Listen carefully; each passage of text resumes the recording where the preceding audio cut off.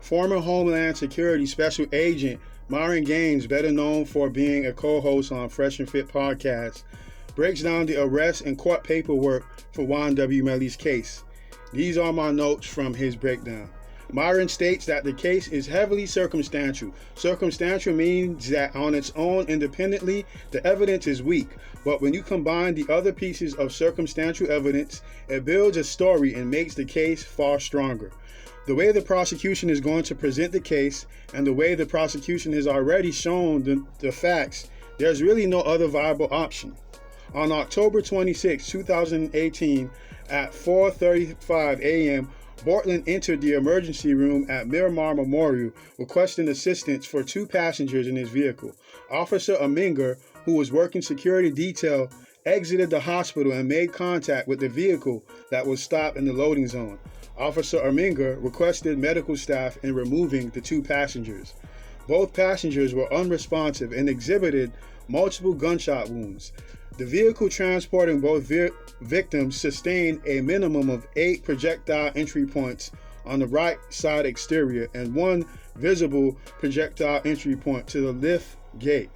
The front right passenger, Anthony Williams, sustained gunshot wounds to his torso and head, while the rear passenger, Christopher Thomas Jr., sustained several gunshot wounds to his back and head. Both passengers on the right side of the vehicle were pronounced dead by medical staff at Memorial Miramar. As soon as the officer at the hospital received Juvie and Sack Chaser's deceased bodies, he called homicide immediately.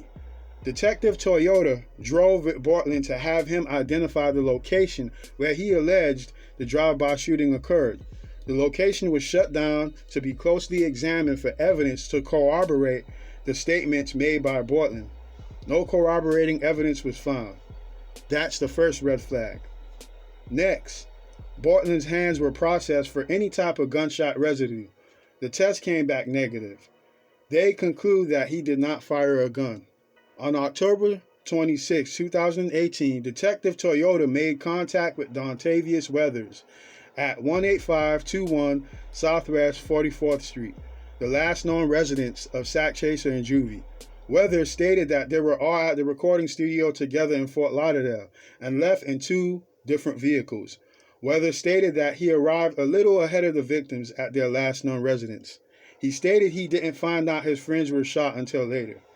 Weathers said Melly left with him in his red Mitsubishi, and the gray Jeep was occupied by Juvie and Sack Chaser. Weathers was asked if he knew the location of Melly, and he said he did not. Detectives wanted to talk to Melly. It was later discovered that Weathers was lying to the detective as he had just come from Fredo Bang's house where Melly was at. Wow. Fredo's mentioned in this. Next, the detectives made their way to the recording studio in Fort Lauderdale where Melly, Bortland, Juvie, Sack, and Weathers had been to question the studio manager. Detective Toyota made contact with the studio manager on October 26, 2018. The manager of the studio confirmed that Melly, Bortland, and the victims were there that night. The studio manager gave the detectives access to the studio security cameras. Video evidence shows on October 26, 2018, the gray Jeep left New Era Studios at 3:20 a.m. The driver was identified as Bortland, and the left rear passenger was Melly. Melly got in the left rear passenger seat behind Bortland. Bortland never mentioned Melly was in the vehicle, and Weathers said Melly was with him. The security footage shows Melly got into the Jeep. Melly had on a satchel that appeared to be weighed down by something. We don't know what it was. Detectives have evidence Melly boarded the same vehicle as the victims. Weathers arrived to the residence as he had stated.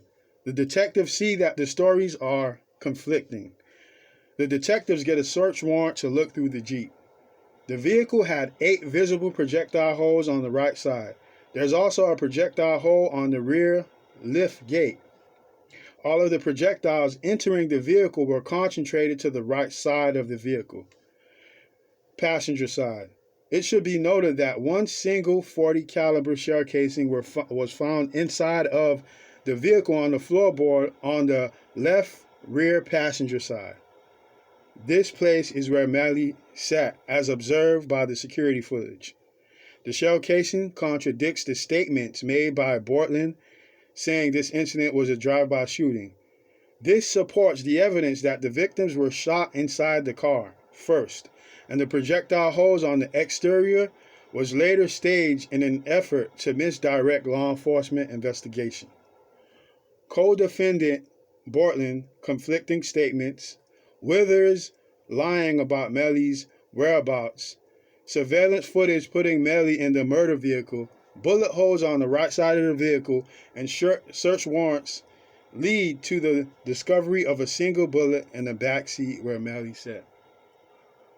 I don't know what else to say, but these are the pieces of circumstantial evidence that, when you combine them all together, starts to paint a very unfavorable picture for Melly.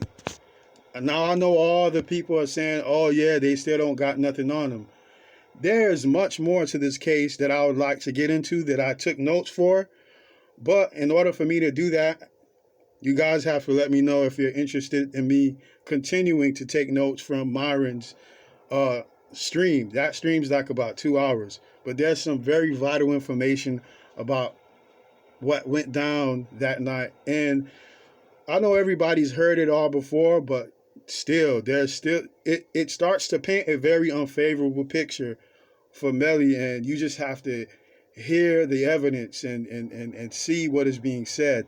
This is all coming from the detective side. This is the detective's perspective of the situation. But I hope you enjoyed this video, and drop a comment and let me know if you want to hear the other side of this.